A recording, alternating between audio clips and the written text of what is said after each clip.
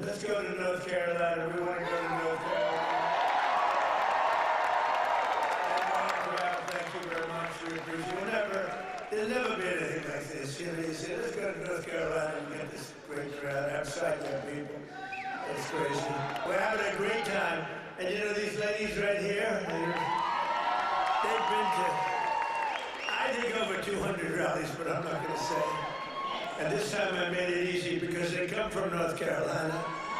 They didn't have to travel. Today they traveled about a half an hour, right? Isn't that nuts? Instead of traveling all over the country. They're unbelievable. And you look better than you've ever looked, and I'm not allowed to say that. You know, if you say that, if you say a woman looks beautiful, which you do, it's the end of your political career. But I don't care, you look beautiful. Well, I'm thrilled to be back in this incredible state with so many proud, hard-working American patriots, which is what you are. Let me begin by wishing each and every one of you a very Merry Christmas. Remember, they didn't want to say Merry Christmas when I first started. 2016, we don't want to say Merry Christmas. They said, I said, no, we're going to bring back Christmas. And they don't say that anymore. They don't want to say it, but they don't talk about it anymore because they got shellacked. We're here tonight to celebrate 11 incredible months. It's been the most successful first year of any president in the history of our country.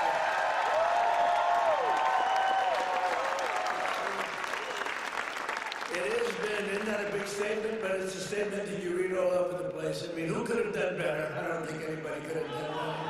Than us, not me, than us. We're in this together.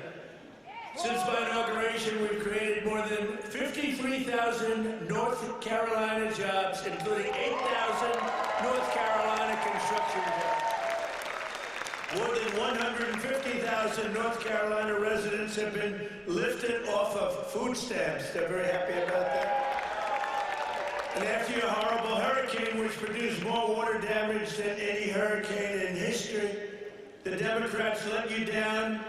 They really did. Remember, they wouldn't do anything. Remember? They wouldn't go to your community. They wouldn't do anything. You had to wait till January 20th when I took office that we really knocked the hell out of it. Remember? As soon as I took office, I got in on January 20th, and first thing I did was make North Carolina phone calls, and we did a hell of a job. Did a hell of a job. You'd still be sitting in the mud if I didn't get elected. You wouldn't be. People were sitting in the mud. But I helped rebuild your state, and I didn't get any help from the Democrats, not your governor, not your man that's running, by the way, for Senate against Michael Whatley, who's phenomenal. Michael Whatley is incredible. Your previous governor was a disaster. He's also a radical left person, by the way. He's radical left. You don't want him. He doesn't represent you. You just... And look at the crime. Look at what's going on with all the crime here. The slitting throats and stuff. I never saw that with you. Now all of a sudden that's what we see. You got to get Michael Whatley. It's going to be so important. He was so great. Don't forget, I took Michael and I put him as the head of the party because he did so great. We won the state all 3 times, and it was like a rock. He didn't allow cheating in the second time. I watched all these states, boom, boom, were leading. People went to sleep, it was over. Then they dropped ballots, they cheated like hell. The only good thing is, this is a far better term than it would have been had I done it the more traditional way. It really is. It's a more powerful thing. It's a more powerful term, and the biggest news of all is yesterday, it was announced that inflation is far lower than anybody expected. I told you. Beating every one of the 61 forecasts from the so-called geniuses, the experts. We're the geniuses, not them. We now have the lowest core inflation since March of 2021, and we're just getting started. It's unbelievable. And that's despite taking in billions and billions and billions, hundreds of billions of dollars in tariffs. Remember they said all the tariffs will cause inflation. Just came out with the best inflation report we've had in years. And lots of cash, too. In fact, 1776, right? 1,700 and $76 goes to our military. You know, it's 1,775. And that was the number, you know, that was just a lump. I said, you know, if we had $1, we got 1776. Somebody said, that's genius. I said, well, I'm smart. I said, for $1, and I'll get these ladies who are loaded with money to pay for it from North Carolina. Their husbands can write a check in 2 seconds, take care of it. Now think of it, for $1 more, they said, I can't believe we didn't think of that. Only hours ago, I left a meeting at the White House where we cut the cost of prescription drugs by 300, 400, 500, and even 600%. And I'm doing what no politician of either party has ever done before, standing up to the special interests and demanding lower prices for the American people. This is what we're doing. You know, it's called favored nations. And nations all over the world were screwing us. We would have prices that were 10 times higher than the prices they were charging in London, in Paris, and all over the world. We had the highest prices for drugs because we had politicians that wouldn't. I did it in the beginning, at the first, but then we had a thing called, you know what happened, COVID? And it was sort of hard to go after France and Italy, say, listen, on top of all your COVID all over the place with everyone dying, we want you to pay a lot of money for drugs. You can't do it. But we did it, and nobody's ever even thought of doing it before. I've negotiated and really did it directly with 17 of the world's largest drug companies, as well as foreign nations that were taking advantage of your country for decades, many decades.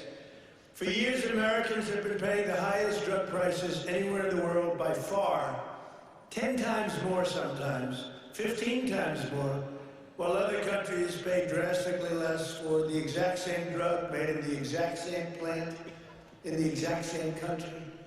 But under my most favored nation, you know what that means? It's a legal term. Drug pricing executive order, I just signed a couple of months ago, and it's now being implemented. We have declared that the United States will now pay the same price as the lowest price of any country anywhere in the world.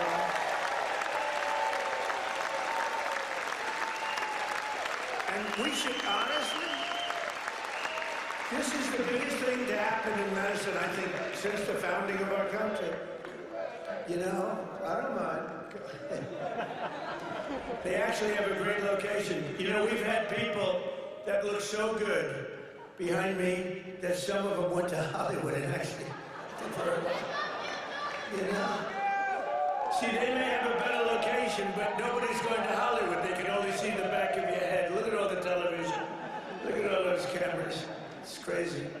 But we did something nobody's ever done before. Nobody's tried. Nobody thought they could do it. Don't forget the drug companies turned out to really do the right thing. They really did. And they were there at the White House today, so some of the biggest companies in the world were there, and the rest of them are coming next week. But the big problem was foreign countries. They would have to take their drug and raise it from $10 to $20 to $30, maybe to $100, maybe 10 times more, but it really doesn't work that way because the world is a bigger place than the U.S., and so you're not going to have to raise it that much, but you have to raise it.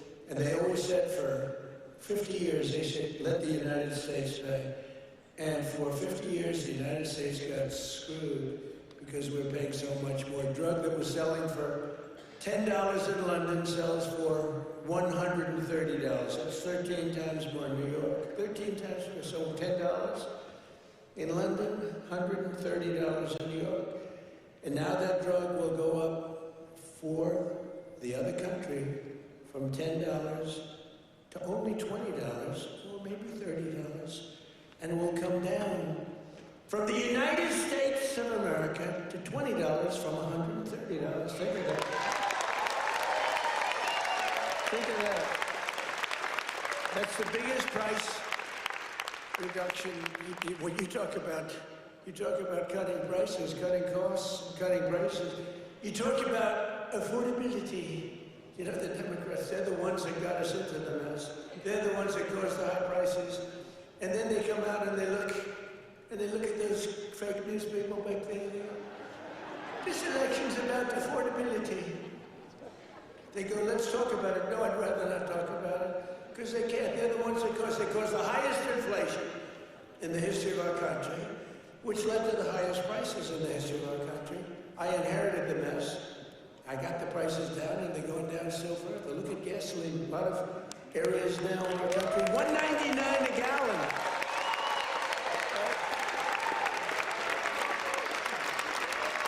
It cost these ladies from these beautiful friends of mine from North Carolina, it cost them like 1/3 to get here than it would have cost under Sleepy Joe Biden.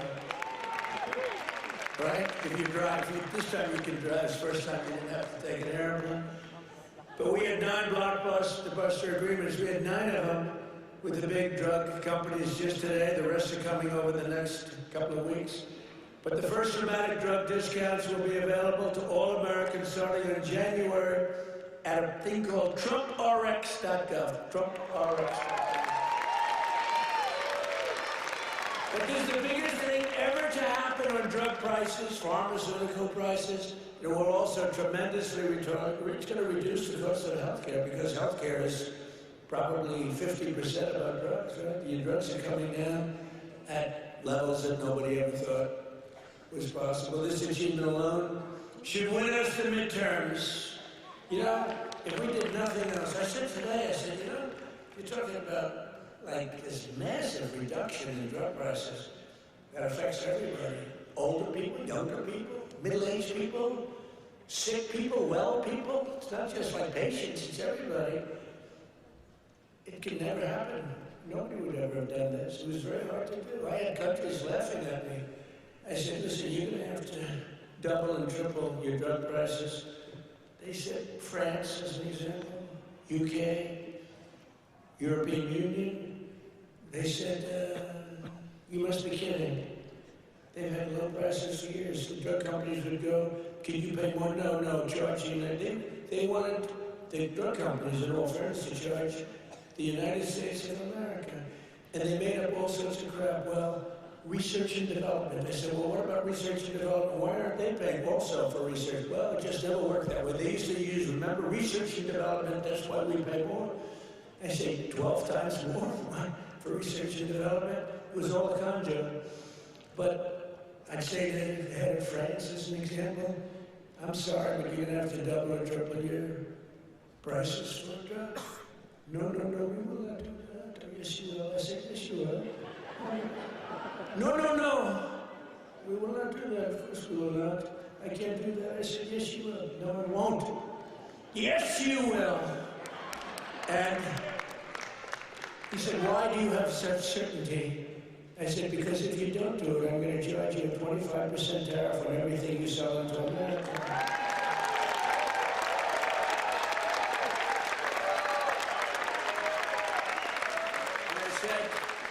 Because that was really the sticking point. They just wouldn't do it. They told the drug companies for years, we're not doing it. We're keeping that pill at $10. We're not going to raise it. And the drug companies said, well, you know, it's unfair. I mean, they're paying 10 times more, sometimes 15 times more. That's okay, let them pay more. We're not paying more than the prices were stuck for years. And no president did anything about it. Sleepy Joe Biden didn't know he was alive. The last thing he cared about was this. He didn't care about anything. Just wanted to make it through. But they cheated it. Look, he was surrounded by radical left. Hey, did you see on Mar-a-Lago, did you see how corrupt that was? No, it's all coming out. It's all coming out. Some life. It's all come out. They were totally corrupt, radical left lunatics. Not stupid people, by the way, he was, but the people that really ran the country and that really ran the auto pen, they were not stupid. But think about what we've done. Under the Trump administration, America will not be ripped off any longer. So can you imagine these countries? And when I told you the example before, from $10 to $20, you know, that doesn't sound like much, but it's a doubling of the price. You know, that's a doubling of the price. And if it went to 30 or 35 or 40, you know, that's still a doubling, tripling, or quadrupling of the price. But I said, at 25% tariff, it's much more money than what you're talking about. So they would say to me, all countries, you know, obviously they said no at the beginning, and they would have told a normal president no, and that would have been the end of the conversation. So they said no to me, and I said, no, you do it, 100%. And they said, what's wrong with this? 100%. I said, 100% that you're going to do it. The one asked me, why are you so certain? Why would you say that I would quadruple the price of drugs in France or someplace? I said, because if you don't, we're going to charge you a 25% tariff. That tariff is worth 5 times more money than you're talking about. And there was dead silence on the phone. And then when the gentleman, Emmanuel, is a wonderful guy, when he spoke, he said, you have a deal.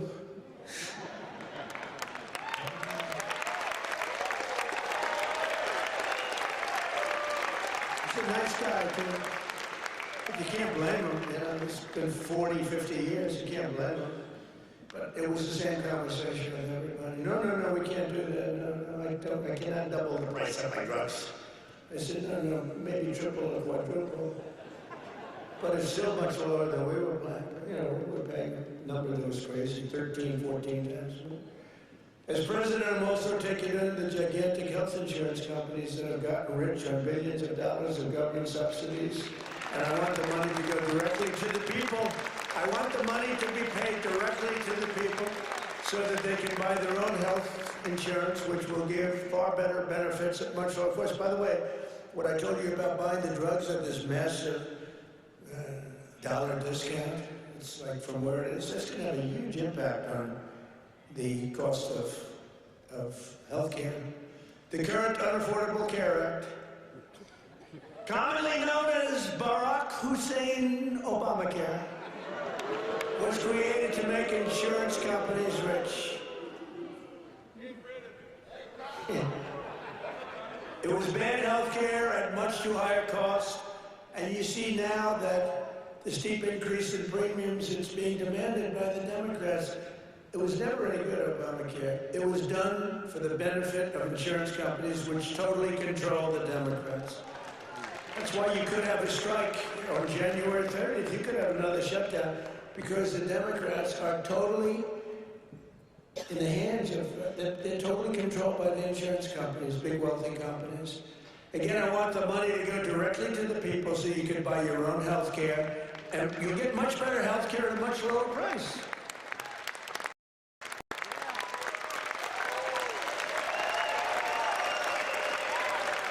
And the only losers will be the insurance companies that have gotten rich. How about these companies? Some of them have gone up 1,400%, their stock prices. One, I think, went up 1,700%. How many people have ever bought a stock that went up 1,700%? And think of it. They've taken in billions and billions of dollars, and the Democrat Party is also just, you know, it's, look, I don't know what they're going to do, because I don't know how anybody beats us when we say that we want the money to go to the people so you can buy your own health care. How can it ever be better than that? I wanted to do that at the beginning in 2016, but the politicians told me, sir, don't worry, you know, I was a little bit inexperienced. I've never done this before. Now I'm quite experienced. I've seen things that nobody would have thought possible. But I said, why do we have this crazy Obamacare, or as we call it, the unaffordable, isn't that a great name, the Affordable Care Act? I call it the Unaffordable Care Act. I should get credit. That's a good one. What's better, that or fake news? That or Pocahontas? That? I can't use the names that I used on the Republicans to gain access to the election. But we had some good names, didn't we? But I think the Unaffordable Care Act is pretty good. The UCA, right? You know, they keep talking about the ACA. Think of that. Instead of the ACA, we go with the UCA. The UCA, they say, what is that? The Unaffordable Care Act? It is unaffordable. But it was always no good. But now it's really gone. With time it gets worse. Now it's going to be hit big. Remember, I didn't do this. This is Obamacare. This is Obamacare. This isn't Trump.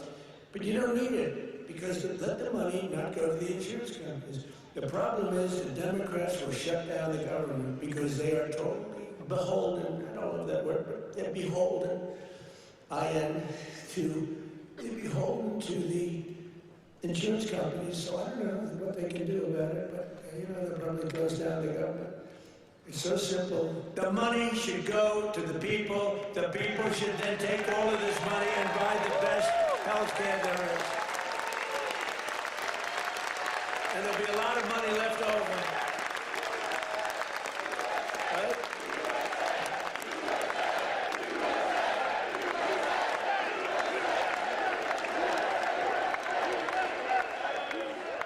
But they'll not be happy.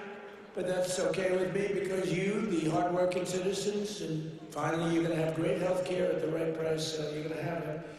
Although today I did suggest one thing, because when I was watching these big drug companies get up and talk about things that were giving free medicine, I mean, they couldn't have been nicer, they couldn't have been better, and they were, giving us a hard time a while ago, but it worked out good.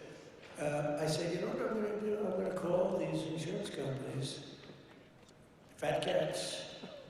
They are fat cats. I'm going to call the insurance companies, and I'm going to set up a meeting with them, all of them, and maybe I'll have the same luck that we had with the health companies, with the pharmaceuticals and the drug companies that we had.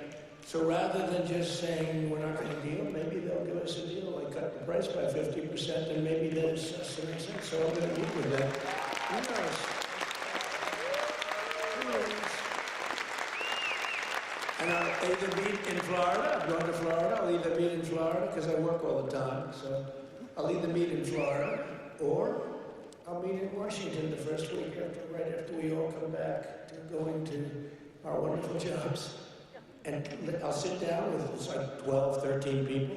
It's basically these big monster companies. 13, 14 if I want to be generous. Get 14 people in a room, let's see what happens. Maybe they'll surprise us, but maybe we'll ask them for a 50% cut. And maybe they'll give it. You never know. You saw what happened with the drug companies. They're giving free drugs. I mean, they've been unbelievable. But they do love our country. And I probably think the insurance company guys love our country. They just thought they were dealing with stupid people, so you can't really blame them. Over the past 11 months, we have brought more positive change to Washington than any administration in the history of our country. That's true. And there's never been anything like it. When I took office last January, I inherited a mess, and very simply, I'm fixing it. Joe Biden gave us the worst inflation in the history of our country. A lot of people say, the fake news says, it's not the worst in history. It's the worst in 48 years. Oh, okay. No, they do. They say 48 years is okay. But when I say history, they go crazy. That's why I let them win. I say, I'm sorry, I apologize. I like that hat, 47.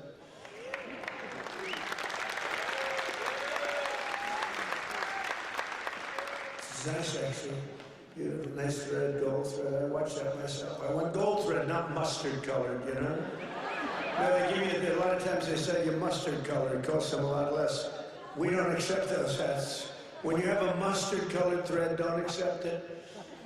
But it caused the prices to be higher than ever before, making it really life unaffordable for millions and millions of Americans. Our border was open, and our country was being invaded by an army of 25 million people. Many came from prisons and jails, mental institutions, and insane asylums. You know the difference between a prison and a jail? A prison's more severe. Right? You know the difference between a mental institution and an insane asylum? An insane asylum is more severe. They came from both. They were drug dealers, gang members, and over 13,000 murderers, more than 50% of whom killed more than one person. Think of that. They killed more than one. A lot of them said, oh, I didn't mean, but when you kill more than one, get them the hell out of our country.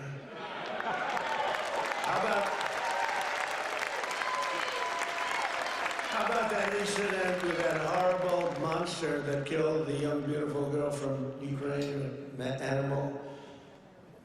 And to think we're having trials for years, and you'll get some nice liberal lawyer, and we'll say, oh, well, he had a bad day. Yeah, he had a bad day. He slit her throat. We had men playing in women's sports, transgender for everybody, crime at record levels, the worst trade deals ever made. And our country was laughed at from all over the world, but they're not laughing anymore. 1 year ago, our country was dead. Now we are the hottest country anywhere in the world because we finally have a president who puts America first.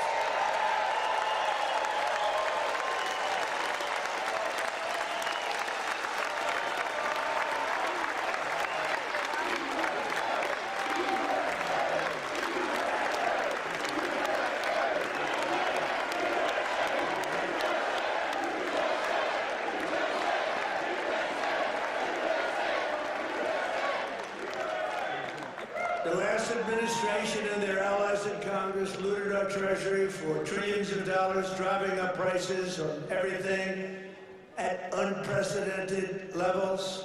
How about the new thing in Minnesota with the Somalians? They stole, now it came out, the great U.S. attorney up there, they came out, think of this, $9 billion, and they think that's just the beginning. They stole, think of it. In their country, they live on nothing, they have nothing. They come here and they steal $9 billion. Are we stupid? I mean, how do we allow that to happen? Ilhan Omar should be sent out of our country. She should not be allowed to be a congresswoman. She married her brother either to stay or to get him into the country. And yesterday she, I guess, made up a story. She said the police attacked her son. They stopped the car, and the police said, we never attacked him, we never stopped her. It was a made-up story. She's a con person, she's full of con. She says, zero. She said, you ought to get her the hell out of our country. That's what you ought to do. She made up a story that the police stopped her son's car, and they harassed the hell out of her. It turned out to be a fake story. There was no stoppage of his car. There was no harassment. But think of that. In Minnesota, this beautiful place, once beautiful, I don't call it beautiful, you got the governor who's a stupid person, and a corrupt. He's corrupt and stupid. But he allowed this to go on. He allowed this to go on. Everybody knew what was going on. But what nobody knew is over $9 billion. And the people of Minnesota are not happy. And you know who's running for governor? Mike Lindell. Do we like Mike Lindell? That man suffered. That man suffered. What he did, what he went through because he knew the election was rigged. And he did it, he just did it as a citizen. Mike Lindell, I'll tell you what, every time I introduced him, he got the biggest hand. I hope he does great. He deserves to do great. That man suffered. These people went after him. They went after his company. They did that with me too, but at least I knew what I was getting into. He was just a guy that said, geez, this election was so crooked, it was so rigged. He fought like hell. That guy deserves to be governor of Minnesota, I'll tell you that. He's a great guy, too. But I'm bringing the prices down, and I'm bringing them down fast, you know that? As I saw the other day, and as I showed to people the other day, I made a speech. It was very well received. You know, we had one problem. I put up these gorgeous charts, and it says chart. And I'm, sort of talking about the chart. You're reading into a piece of glass. I got no audience. I got just people, very hostile people waiting around. And I'm reading into a piece of glass for 22 minutes, and I talk about the chart. The networks didn't put up the charts. Only Fox put up the charts. Fox put them up, in all fairness. And we got angry at Fox after they put up the charts, and you can start putting them up now if you want, but we put up these beautiful charts that were very... Look at them. But I very much much like the chart from Butler, PA. I like that much better. That's my all-time favorite chart. You know, that's a great chart. They're all great charts, but I never like a chart like that chart I put up in Butler. Just take a look at the chart right here. That was a good chart. I love that chart so much. I sleep with that chart. But this is okay. There'll never be a great chart for me. It's only the one. Compared to Butler, all charts stink. But look at that chart. Look at the kind of Biden price increases and Trump price increases. Look at that. They're all Biden. We're bringing the prices down. Look at that chart. NBC and CBS and ABC fake news. They're fake news. Oops, that camera just went off. Sorry about that. Every time I mention that camera, you know, you see the red light back there being, you say, go on. ABC fake news. I think ABC's the worst. Believe it or not, George Papadopoulos, he paid me about $16 million. Yeah, George Papadopoulos. I heard Chris Christie lost his job. They fired Chris Christie. And they have a great young woman taking his place who happens to be Hispanic and happens to be phenomenal. She's going to do a great job. But they fired Chris Christie. I guess you know why? He wanted to eat all the time. No, they fired him. He was bad news. But I'd say ABC is the worst of the networks. I would then say NBC is horrible. I mean, just horrible. They had this guy on, this fake guy, the fake senator. I call him the fake senator from a place called Georgia, right? And he was talking about all the, you know, things. He said he's a church leader. You know, it's funny, if you go in as a church leader, they talk about church and state, right? He's allowed to talk about it. He said, I'm going back to my church and I'm going to pray this morning. I'm going to talk about all these issues. If a Republican said that, they start screaming church and state. They don't scream, but NBC's really bad. And CBS, I mean, I love the new owners of CBS. Something happens to them, though. 60 Minutes has treated me worse under the new ownership than they just keep treating me. They just keep hitting me. It's crazy. And then you have Marjorie Trader Brown, I call her, because green turns to brown under stress. So I call her Trader Brown, which I don't like doing because 2 words is too much. 2 out of 3. We're changing to Marjorie Taylor Greene. I'm going Marjorie Trader Brown, so I have to trade. And a lot of people don't understand 2 words is too much to change. I actually like Marjorie Taylor Brown better, but everyone says Marjorie Trader Greene is good, but they're all good. But what the hell happened to her? She must have been a stone-cold liberal. She's on CNN now all the time. Can you believe it? And it was only because I couldn't call her back. You know, I have 218, 19 and changes, but we have 200 and some odd congressmen and women. I have 53 senators. I have 212 countries. I've got a family. I should talk to my family too. You can't call a president every single day, and then when the president doesn't call you back, she goes around saying, he doesn't call me back. He doesn't. I said, Marjorie, I can't call you back. I got 2. I said, Marjorie, I just can't call you back. I'm sorry. And I wouldn't call her back, and she goes onto a rant. He won't call me back anymore. Sorry about that. You know, you can only go so far. You know, once a month, once every week or 2 weeks, but you can't. You're highly neurotic. Her, not me, but I'm neurotic too. I think I'm probably very neurotic too. I always say controlled neuroses is good. Being neurotic, no good, but if it's controlled, that's okay. It gives you some energy. But what the hell happened to Marjorie Trader Greene?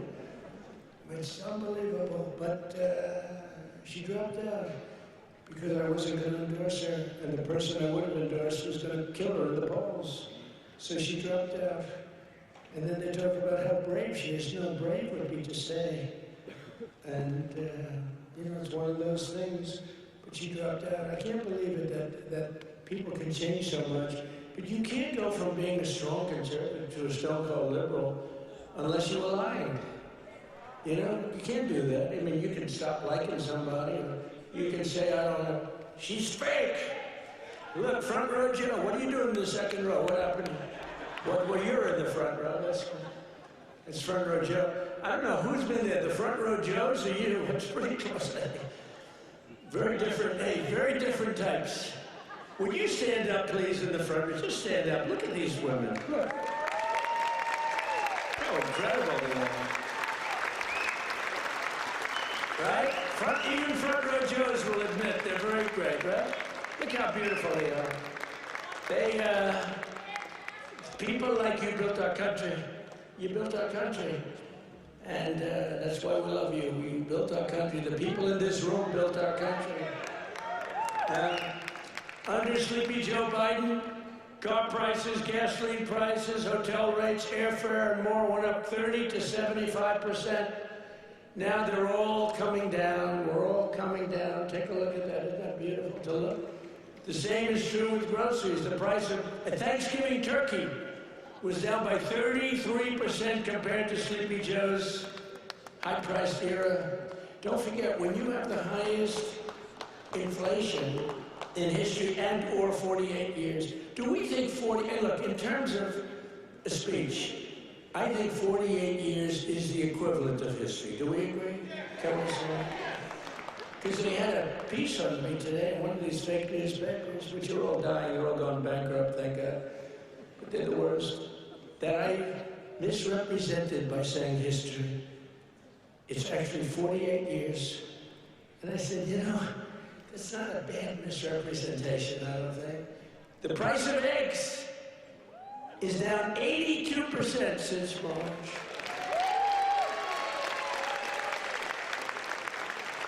Do you remember, there the people are, do you remember, fake news, do you remember when I just got elected? It was a big thing. We won every swing state. We won the popular vote. We won by like 312 to 200 and something, and like low 200. And we won everything. We won districts, the word district. We won districts by 2,750 to 525. That's a slaughter. And that's the thing when you see everything's red except the two little lines on the left and the right, meaning New York and California. That's the one that really is incredible. 2,750 to 525. We won everything in a slaughter. We won everything. And what a great thing it was, right? When you can have an election that good. And they tried to rig it. Remember we had the thing? Too big to rig. Remember this thing? That was a big thing. They tried like hell. They gave up at about 9:02. It was too big. It was just a landslide. They couldn't do it. They cheated a lot. But we made it too big to rig, and I appreciate you getting out. I said, the polls had us up, pretty way up. And a lot of times when that happens, you'll say, let's go out and watch a movie, and we'll come back and watch the president win. No, I said, don't watch a movie, go out and vote. But it was too big, so it came back. What an evening. That was, what was better, 2016 or 2024? Tell me. I don't know. 2016 was pretty monumental. What was better? I don't know. Beating Hillary was fun.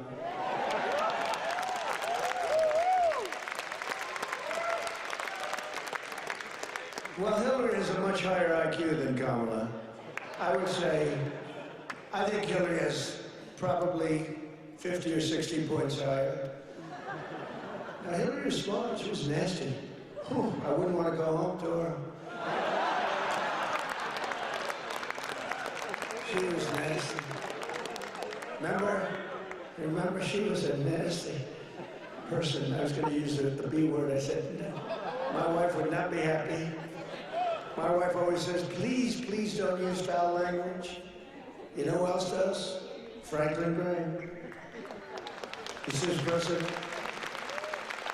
I love your speaking ability, President. You're a great speaker. Although nobody says it.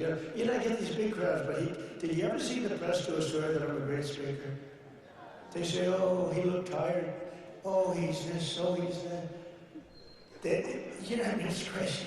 I get crowds, the biggest crowds in history of anything, not only of anything. They never say, he gave a great speech tonight in front of 45,000 people. Look at some of the crowds that we get, are the biggest crowds ever.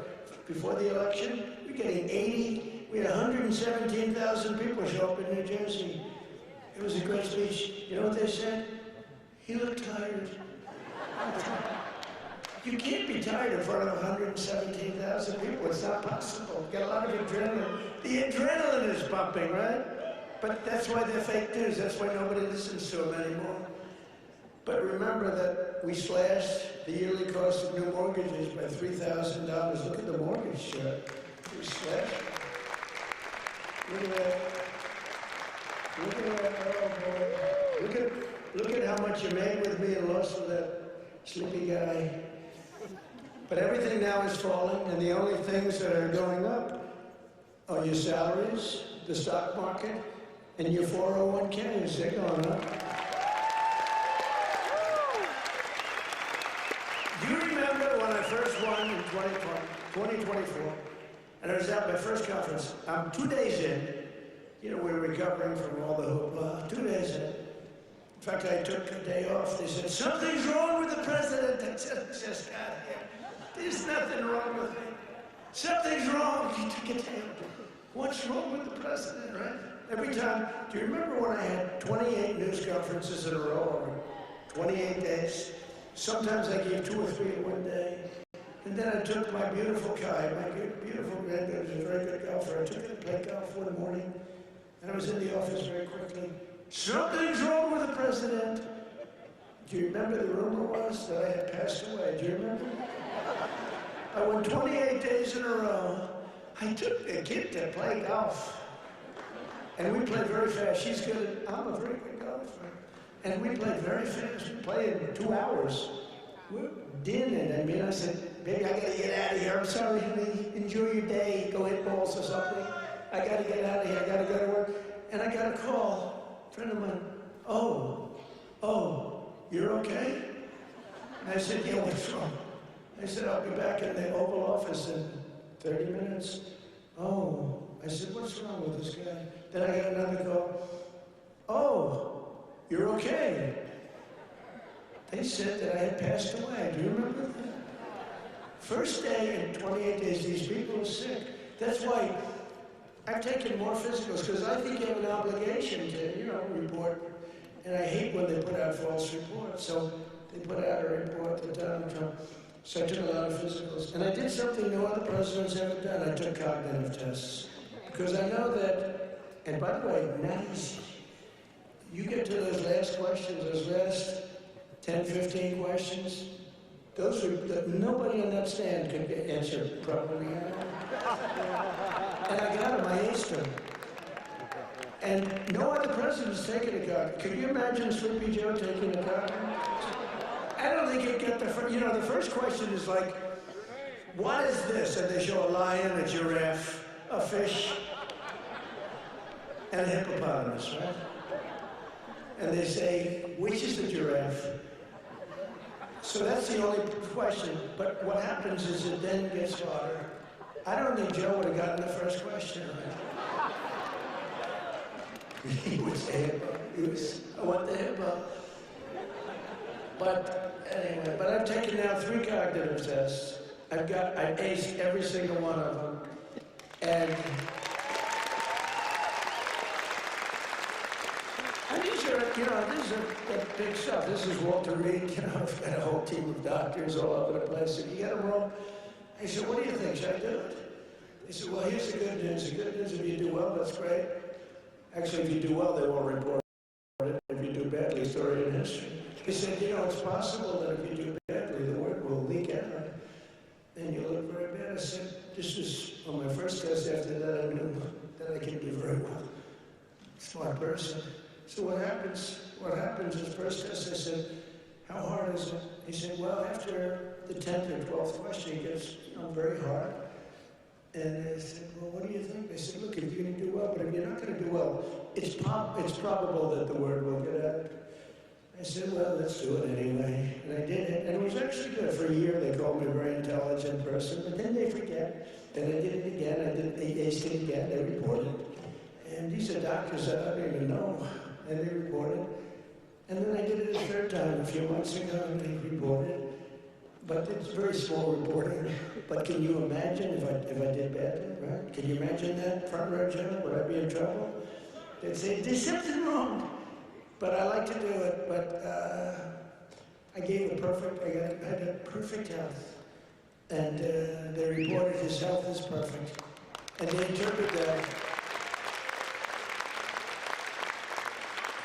And the fake news interprets when the doctor says he's got perfect health, they go, what does he mean by perfect? There's something wrong with the president. These people are sick. Now, there will be a time when perhaps it won't be 100% true with all of us, right? And when that time comes, I will let you know about it. In fact, you'll probably find out about it just by watching. But that time is not now, because I feel the same that I felt for 50 years.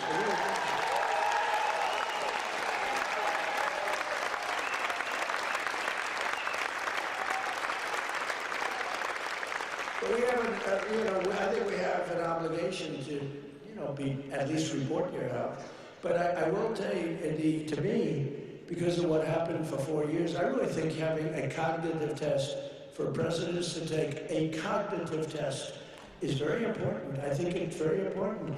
I'm hearing that they say it's, not with Biden. They said it was not constitutional. That was the least of his problems. But I think it's very important that a president or people running for president and vice president take a cognitive test. I think it's a very important thing. I don't know. They say you shouldn't do that, it's unjust, it's not constitutional. They say all these things, but I really believe that under Trump, wages are rising much faster than inflation for the first time in many years. Think of that. Wages are rising faster than inflation. That's what it's all about. And we're delivering lower prices and bigger pensions. And the wage chart that you see up there is incredible. That NBC didn't put up and the networks didn't put up. There are more people working today than at any time in American history. And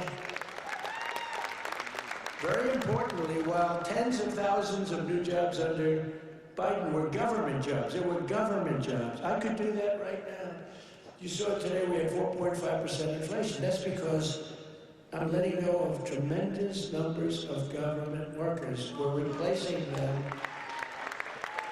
In fact, we've reduced the federal workforce by 270,000 jobs. That's not to be mean.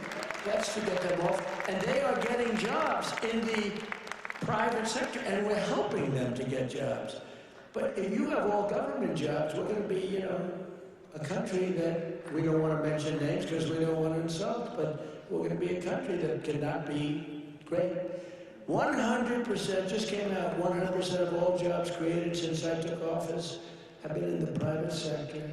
The only way to make our country great. Think of that. Think of that. 100% of the jobs created are in the private sector. Now, if I want to make some good numbers, I'll add 300,000 jobs. I can do it with one phone call. Each agency hire 25,000 people today. They hire them immediately. They pour in, and the 4.5% will be down to 2.5% in a matter of moments. I could get it down to zero. Hire a couple of million workers. The country's booming. We're down to zero, but that's the destruction of the country. That's what Biden used to do. They used to hire 10 people for one job. They'd have 10 people. Like, we'd look at a job and we'd say one person can do the job, but let's give it a break. Let's do two instead of, and they'd have like 9 people for one job. And that's really tantamount to a failed country. In 4 years, the last administration secured less than $1 trillion in new investments in our country. Think of that, 4 years, less than one. 4 years, the whole term, less than $1 trillion. In 10 months, I have secured a record-breaking $18 trillion more. They gave us doom and gloom, and I'm building the Trump economic boom. It's a boom. It's a boom.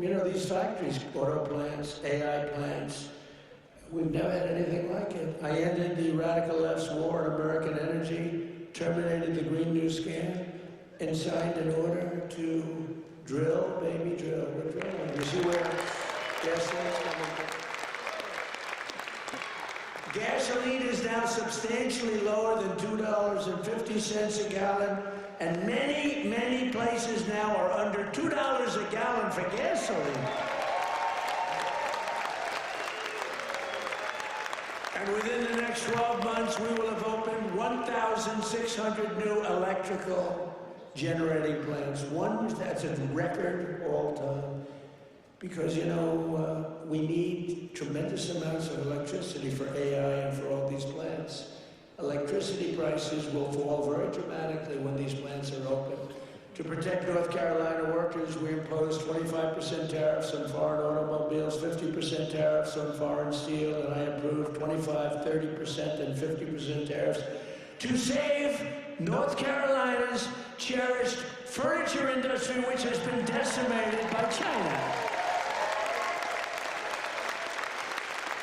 You know, I used to come here a lot for one reason. I'd build hotels, and I'd build different buildings, and I'd come here to your furniture area. I used to love it. Those people were so talented. I'd buy so much furniture, and that was before politics. I did great. I was very good at real estate, I would tell you. But I used to come to North Carolina to buy furniture for lobbies or furniture for hotels, and I was here a lot. I mean, you've been decimated, but it's coming back now because I put tariffs on, big tariffs, actually. But I remember I'd say to a guy, I like that chair. You don't realize why I did. I would look at a chair. The arm of the chair was very important to me. I said, I like that chair, but this arm has to be a different shape. You got to chisel this. I'm a very aesthetic person, believe me. Except with women, I don't care what a woman looks like. I used to say, beautiful, now I don't care. Since politics, I never mention looks anymore. The most beautiful woman can walk right across. I don't even look at her anymore. Because in politics, that's the sign of death. We don't look. But I do look at the arm of a chair.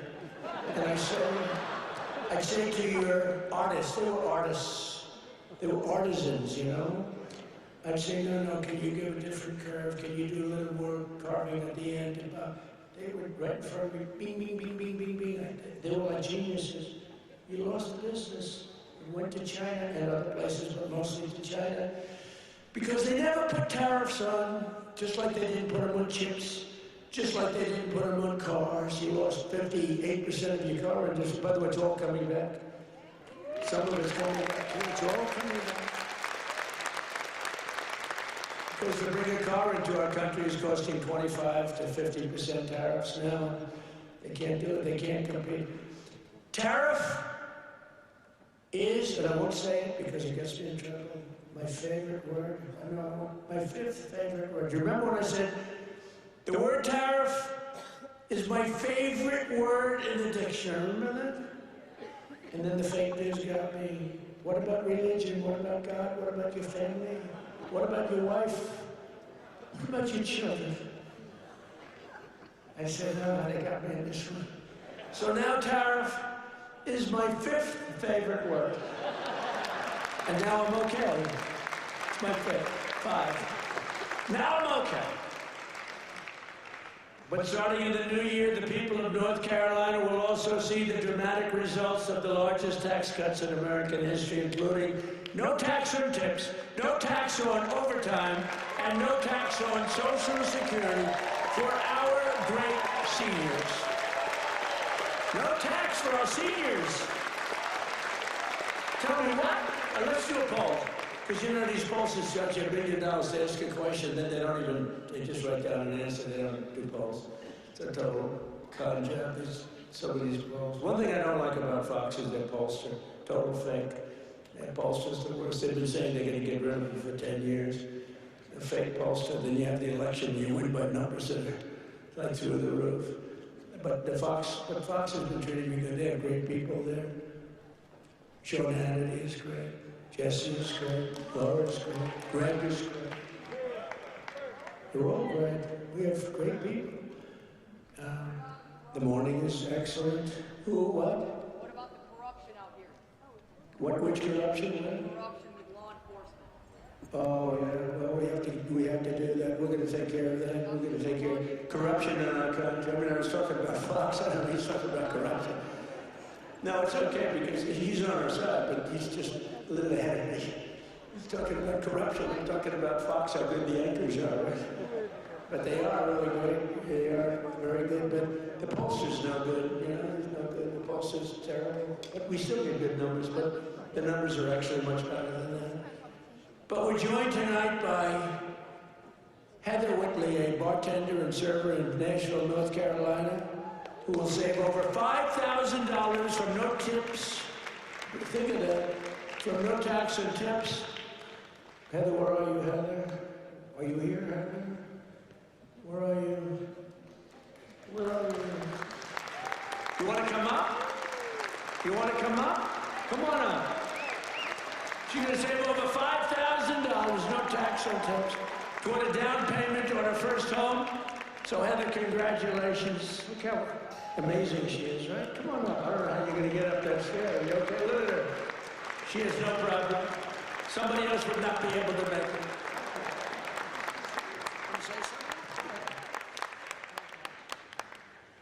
Well, it's been a tremendous help. It's now allowed me to invest in my first home, and that is the American dream for all of us. Much to say, sir. Thank you so much. You said it perfectly.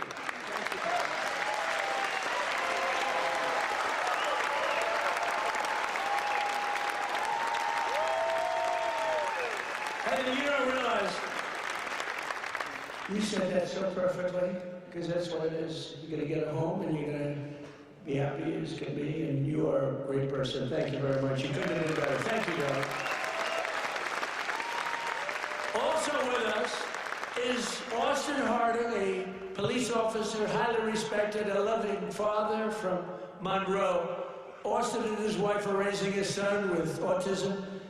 A beautiful son, beautiful person, and are passionate supporters of MAHA, and they love Robert F. Kennedy Jr. So, and with no, thank you, Austin, and with no tax on overtime, Austin will have thousands of dollars, many thousands of dollars more to help care for his wonderful son. Last but not least, we have Carolyn and Charles Thurston, who run a successful small business providing care to senior citizens. That's great. Not only did we make their small business tax deduction permanent, helping them to expand, but under no tax on overtime, their employees will have much higher take-home pay, and that makes their job a lot easier. So, Carolyn and Charles, please stand wherever you may be. Oh, that's great. Thank you. So it's going good? Going good? Good-looking couple. Thank you very much. Another key part of our tax cuts is known as Trump accounts. You hear about that? You put money in and they are knocking them dead. It's great. It's Michael Dell Computer. He put up $6.25 billion. How do you like that? He started with no money, and now he puts $6 billion plus into the first accounts. I mean, think of it, $6 billion. It's, to be exact, $6.25 billion. Even the second part is a lot. And we've had a lot of great Wall Street titans, and a lot of great real estate titans. They're all putting money in Trump accounts. It's for kids. They get a certain age and they're going to have money. It's going to double and triple, hopefully. It'll do well. Under this new program, the federal government will be creating an investment savings account for every single newborn American child with $1,000 to be invested and grow over the course of their life. So they'll reach 21 years, and it could be very good. They will consider themselves rich. I mean, it's a lot of money, actually. Friends, family, employers, and loved ones will be able to add thousands more each year, like a trust fund for every American child. It's something that people have wanted to do, but honestly, I give Mr. and Mrs. Michael Dell. Dell can go out and buy a computer from Dell, because I'll tell you what, they love the country. Great people. Every single Democrat in Congress voted against these incredible benefits. Every single Democrat said no, including a guy named Don Davis right here from this district. He voted against it. That's why you got to vote against them. Don Davis voted against no tax on overtime. He voted against no tax on tips. And he voted for the largest tax increase in American history. He wanted the largest tax, and he's your congressman. So, I don't know, you know him. And honestly, I'm good at politics. I never even heard of this guy, so he hasn't made a big impact. But he voted yes on every single Biden disaster, including massive inflation, open borders, sanctuary cities, and the Green New Scam. Don Davis betrayed North Carolina. Don Davis did nothing about the flood. He did nothing about the hurricane. I did it all with your congressman and with a couple of Republicans from your state that put their lives on the line to make sure this got done. And we had to wait till January 20th. They wouldn't do a damn thing. The waters didn't recede. They were living in areas that didn't have water, and now they were surrounded by water. And by the way, Elon Musk, with his incredible, you would call it contraption of communication, incredible. I said, Elon, we need 500 of those. You couldn't get them because it's been very successful.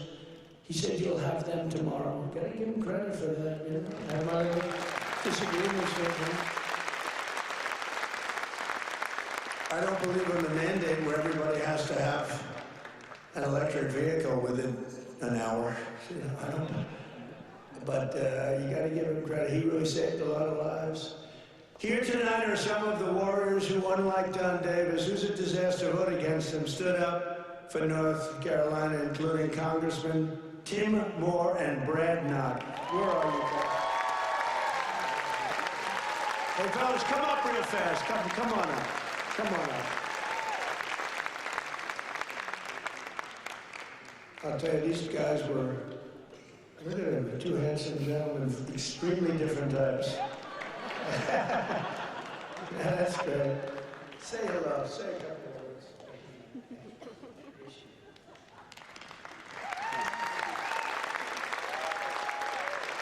Well, everybody, I was with the president when he had his first trip, once he took the oath.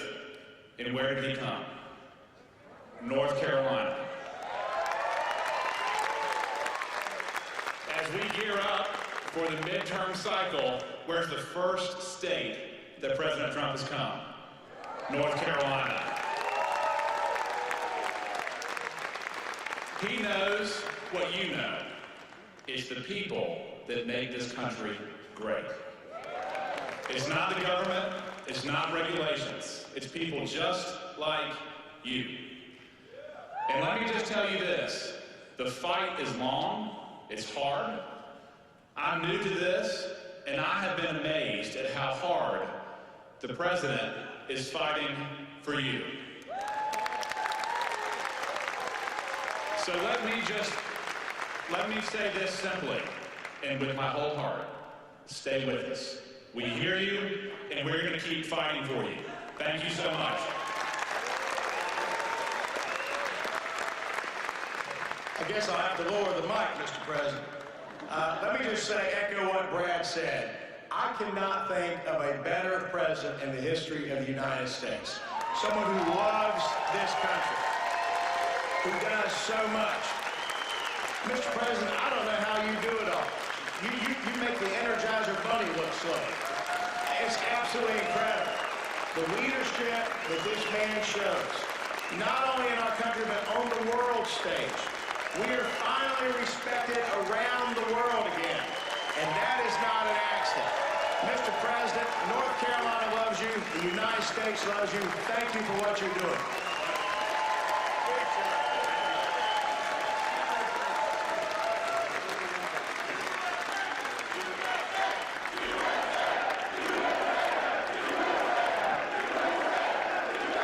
Great job. That's a great job, boy, oh boy. Well, they're going to win good, but you got to beat that other guy. Thanks also, I want to thank somebody very special. She's the Secretary of Labor, Lori Chavez Durima. Where's Lori? Thank you, what a job. What a job you've done. Our friend did me a big favor when he recommended you. I was recommended by a great guy, a great friend of mine. a big fan of Laurie, and he said, I have somebody that would be great, and that was an understatement. You've been unbelievable. Thank you very much, Laurie. Appreciate it. And another one who's been incredible, got a lot of energy. Director of Federal Housing Finance Agency. He's done a phenomenal job. Mr. Bill Pulte. Bill, thank you very much. Thank you, Bill. Also, State Senator Phil Berger. Phil, thank you. Great. And we have a lot of political people here. I would like to introduce them all. Will be here, but one we have to introduce, fellas, is Michael Whatley. And he was the head of the Republican Party. Before that, he was the head of your party right here, the Republican Party, and we won 6 in a row, 3 primaries and landslides, and then we went on to win the election all 3 times, so we won 6 in a row. I've never had a loss with him. And when I won, look, we did phenomenal. It turned out, we won 3 times in a row, just so you understand. I don't mean here, I mean all over. We won 3 in a row. They might have done us a favor, but we won 3 in a row. But when we got screwed in the second election, it didn't happen over here. He had 601 lawyers he hired. They had lawyers at every single ballot box, and other people were cheating in other states, so we won by a lot, and they were cheating. You could see it go, here we are, quah. And you remember they had ballots all of a sudden. We just found 75,000 ballots, a total rigged deal. And by the way, you have not heard the last of that, I can tell you. But in this state, that didn't happen because you had a guy named Michael Whatley, and he had every box secured. He had, I think, 2 or 3 lawyers at every station, but he had over 600 lawyers, I think 600. And I said, how many lawyers did you have? 601. I said, that's like genius. He was ahead of it. And you'd watch, people went to bed that night. Everyone said the election's over, Trump won. And then all of a sudden they woke up in the morning, and 3 o'clock in the morning, they found hundreds of thousands of votes in some of these states. It was a rigged election, but not here because of him.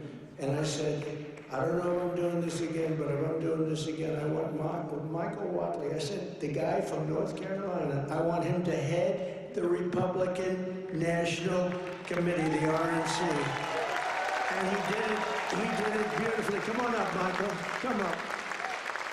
He did it so well, and we had the big election when he worked with Laura. Now, how good is Laura? Laura Trump, who was born here, loves this state so much. She could have done very well. By the way, I think Ted Budd is doing a very good job, too. I have to tell you.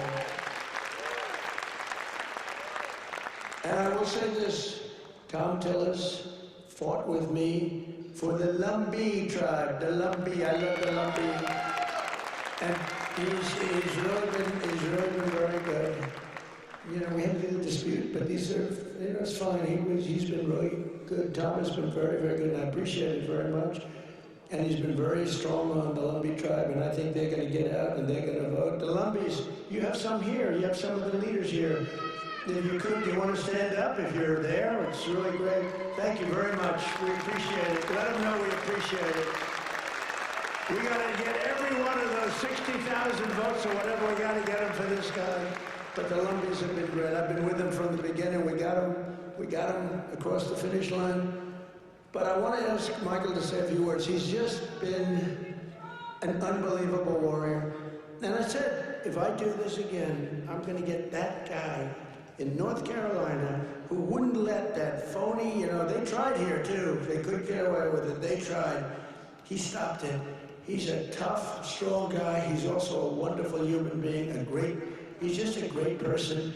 And I want to tell you, him and Laura Trump there's never been a better team. In fact, I said, before he did this, I said, if you had your choice for anybody to be your coach here, who would you pick? He said, I'd take Laura Trump again, right? He did say that. But I'd like to have Michael say he's in a fight against a radical left governor who did a shitty job for you. And I really want you, either way, but either governor, either governor, because you have another governor that's a Democrat. You know, virtually, I think every state run by a Democrat is a failure. Think of it. And now your state with all these killings. I never heard of killings, but all of a sudden, and they came in through Biden with his open border craziness, and these are vicious people. But I want this man to say just a few words because it's so important that he wins. You don't want to have a radical left senator that basically wants to have open borders, transgender for everybody, men playing in women's sports. Michael, are you in favor of men in women's sports? Are you?